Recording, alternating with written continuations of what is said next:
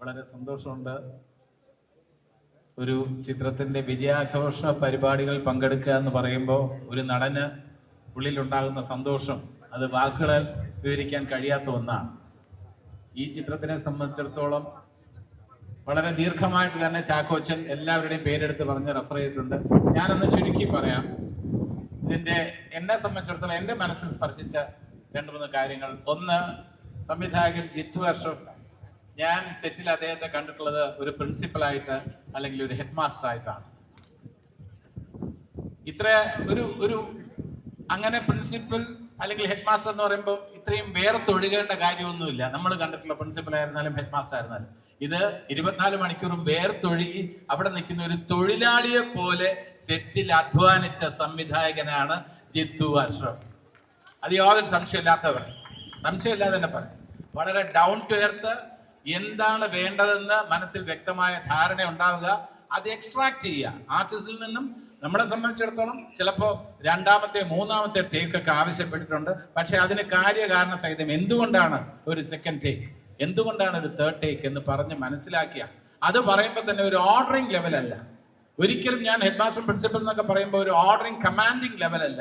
വളരെ ഫ്രണ്ട്ലി ആയിട്ട് ആദ്യമായിട്ട് അഭിനയിക്കുന്നവരോട് പോലും വളരെ സോഫ്റ്റ് ആയിട്ട് സ്നേഹത്തോടെ അവരോട് കാര്യങ്ങൾ പറഞ്ഞ് മനസ്സിലാക്കി വർക്ക് എക്സ്ട്രാക്ട് ചെയ്ത ജിത്തുവിനെ സംബന്ധിച്ചിടത്തോളം, ജിത്തു അസോസിയേറ്റ് ഡയറക്ടർ എന്ന നിലയിൽ എല്ലാ ഇൻഡസ്ട്രിയിൽ എല്ലാവർക്കും അറിയാം വളരെ ഹാർഡ് വർക്കിംഗ് ആണ്, ഇത്രയും ടാലന്റഡ് ആണെന്ന് അറിയാം. പക്ഷെ ഇൻഡിപെൻഡന്റ് ആയിട്ടൊരു വർക്ക് കിട്ടിയപ്പോൾ അത് ഫുള്ളായിട്ട് തന്നെ ആ സാധ്യതയെല്ലാം പ്രയോജനപ്പെടുത്തി. പക്ഷെ ഒരൊറ്റ കാര്യമുണ്ട്, ഇപ്പോഴും ജിത്തുവിനെ സംബന്ധിച്ചിടത്തോളം ഇതിനേക്കാളും മെച്ചമാക്കാമായിരുന്നു ചേട്ടാ എന്നുള്ള ഒരു വിശ്വാസമാണുള്ളത്. അതൊരു നല്ല ചിന്തയാണ്. ഈ ഡബിങ് ആയിരുന്നാലും ശരി, ചിലപ്പോൾ തിരിച്ചു വിളിച്ചിട്ട് 2-3 വോയിസ് വീണ്ടും ഡബ് ചെയ്യിച്ചിട്ടുണ്ട്. അപ്പൊ അങ്ങനെ പെർഫെക്ഷന് വേണ്ടി, മ്യൂസിക്കിന്റെ കാര്യത്തിലായിരുന്നാലും പെർഫെക്ഷന് വേണ്ടി നിലകൊള്ളുന്ന ആളാണ്. ഒരു കാര്യം കൂടി സ്വകാര്യമായിട്ട് പറയാം. അടുത്ത ഒരുപാട് പ്രൊഡ്യൂസേഴ്സ് വന്ന് അഡ്വാൻസ് കൊടുക്കാൻ നേരത്ത് അവരോട് പറഞ്ഞത് അഡ്വാൻസ് അവിടെ നിൽക്കട്ടെ, ആദ്യം കഥ റെഡിയാകട്ടെ എന്നാണ്. അതാണ് ഒരു സംവിധായകന് വേണ്ട ക്വാളിറ്റി എന്ന് പറയുന്നത്. അതേപോലെ തന്നെ ഇതിന് വേദി ഒരുക്കിയ പ്രൊഡ്യൂസേഴ്സിനെ സംബന്ധിച്ചിടത്തോളം പ്രൊഡ്യൂസേഴ്സ് ക്യാഷ് ഇൻവെസ്റ്റ് ചെയ്യുന്ന പാർട്ടീസ് അല്ല, അല്ലെങ്കിൽ അത് മാത്രമാണെന്ന് വിചാരിക്കുന്നവരോട് എനിക്ക് പറയാനുള്ളത്, ഇവര് ടാലന്റഡ് ആണ്. They have proved otherwise. അപ്പൊ നമ്മുടെ മാർട്ടിൻ പ്രക്കാട്ട് സംവിധായകൻ എന്ന നിലയിലും പത്രപ്രവർത്തകൻ എന്ന നിലയിലും ഫോട്ടോഗ്രാഫർ എന്ന നിലയിലുമുള്ള കലാഹൃദയമുള്ള ഒരു പ്രൊഡ്യൂസർക്ക് എന്തുമാത്രം ഇൻവോൾവ്മെന്റ് ആകാം. ഇതില് ഇന്റർഫിയറൻസ് അല്ല, പ്രൊഡ്യൂസേഴ്സിന്റെ ഭാഗത്ത് നിന്ന് ഇൻവോൾവ്മെന്റ് ഉണ്ടായിരുന്നു. ജിത്തുവിന് വളരെ സ്ട്രോങ് ആയിട്ടുള്ള ഒരു ബാക്കിംഗ്. രഞ്ജിത്തും പത്രപ്രവർത്തകനാണ്. ഞാൻ വനിതയിൽ ആണ് ഒരു കോയിൻസിഡൻസ് പറയട്ടെ. വനിതയില് രഞ്ജിത്ത് എന്നെ ഇന്റർവ്യൂ ചെയ്യാൻ വന്നിട്ടുണ്ട്. അതേപോലെ എന്നെ ഇന്റർവ്യൂ ചെയ്യാൻ മാർട്ടിൻ പ്രക്കാട്ടും വന്നിട്ടുണ്ട്. പിന്നെ സിബി ചാവറ, അഡ്വർടൈസിംഗ് രംഗത്തെ തന്റേതായിട്ടുള്ള വ്യക്തിമുദ്ര പതിപ്പിച്ചിട്ടുള്ള സിബി, തീർച്ചയായിട്ടും അദ്ദേഹത്തിന്റെയും കോൺട്രിബ്യൂഷൻ. ഇവരെല്ലാവരും ചേർന്ന് ഇൻവോൾവ്മെന്റ് നടത്തിയപ്പോൾ, പിന്നെ ഷാഹി കബീർ എന്ന് പറയുന്നത് പോലീസ് സബ്ജക്ട്സ് കൈകാര്യം ചെയ്യുമ്പോൾ ഒരു സബ്ജക്ട് വേറൊരു സബ്ജക്റ്റുമായിട്ട് സാമ്യം വരാൻ പാടില്ല എന്ന കാര്യത്തിൽ വളരെ നിർബന്ധ ബുദ്ധിയോടെ എഴുതിയിട്ടുള്ള ഷാഹി കബീർ. തീർച്ചയായിട്ടും ഇന്ന് ഷാഹി കബീർ എന്ന പേര് പറയുമ്പോൾ ആ സ്ക്രിപ്റ്റിൽ എന്തെങ്കിലും ഡിഫറൻസ് ഉണ്ടാവുമെന്ന് പ്രേക്ഷകർക്ക് 100% ഉറപ്പാണ്.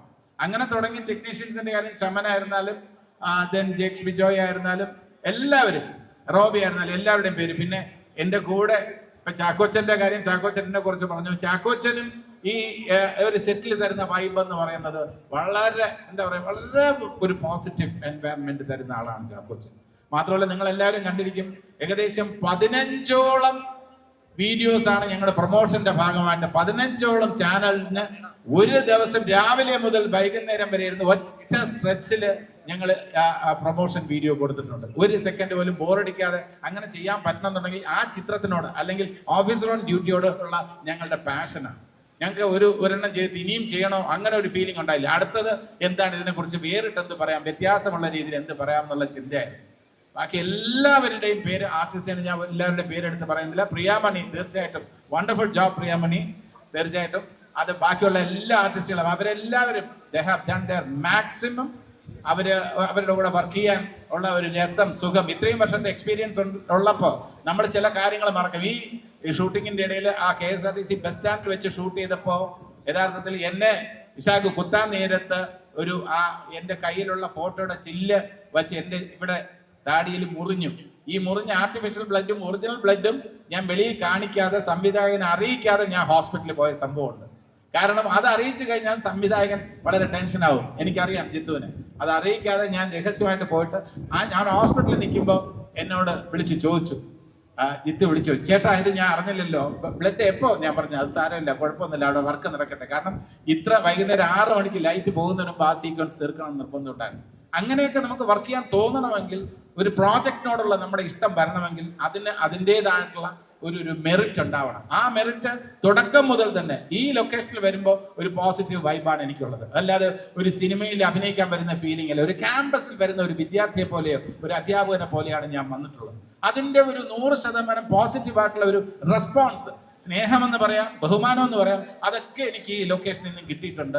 ആർട്ടിസ്റ്റുകളിൽ നിന്നും ടെക്നീഷ്യൻസിൽ നിന്നും എല്ലാവരിൽ നിന്നും എല്ലാ ഡിപ്പാർട്ട്മെന്റിലുള്ള ആൾക്കാരിൽ നിന്നും കിട്ടിയിട്ടുള്ള സ്നേഹം അത് തന്നെയാണ്. നമ്മുടെ സംവിധായകൻ പ്രിയദർശൻ പറഞ്ഞിട്ടുണ്ട്, ഒരു ലൊക്കേഷൻ നിങ്ങൾ എൻജോയ് ചെയ്യുന്നുണ്ടെങ്കിൽ ആ സിനിമ ഹിറ്റായിരിക്കും. ഈ ലൊക്കേഷൻ ഞങ്ങൾ എല്ലാവരും എൻജോയ് ചെയ്തു. ഈശ്വരാനുഗ്രഹത്താൽ ഇത് സൂപ്പർ ഡൂപ്പർ ഹിറ്റായി. അതേപോലെ ലൊക്കേഷൻ എൻജോയ് ചെയ്യുന്ന സിനിമകൾ വരട്ടെ. മലയാള സിനിമയ്ക്ക് ഇപ്പോ പ്രതികൂലമായിട്ടുള്ള ചില കാര്യങ്ങൾ, സ്റ്റാറ്റിസ്റ്റിക്സ് ഒക്കെ പറയുമ്പോൾ, വിജയത്തിന്റെ കണക്കൊക്കെ പറയുമ്പോൾ പല ടെൻഷനും ഉണ്ടാകാറുണ്ട്. പക്ഷെ അതിന്റെ ഇടയ്ക്ക് പോസിറ്റീവായിട്ട് കൂടുതൽ പ്രതീക്ഷയോടെ പ്രൊഡ്യൂസേഴ്സിന് ഈ രംഗത്തേക്ക് കടന്നു വരാൻ പ്രേരിപ്പിക്കുന്ന ചിത്രങ്ങളുടെ കൂട്ടത്തിൽ തീർച്ചയായിട്ടും ആദ്യത്തെ 2-3 സ്ഥാനങ്ങളിൽ ഒന്ന് ഓഫീസർ ഓൺ ഡ്യൂട്ടി ആണെന്ന കാര്യത്തിൽ യാതൊരു സംശയവുമില്ല. അതൊരു വലിയ വിജയമാക്കി തീർത്ത പ്രേക്ഷകർക്ക്, തിയേറ്റേഴ്സിന്, എല്ലാവർക്കും ഹൃദയത്തിന്റെ ഭാഷയിൽ ഈ ടീമിന്റെ പേരിൽ നന്ദി രേഖപ്പെടുത്തിക്കൊണ്ട് നന്ദി, നമസ്കാരം.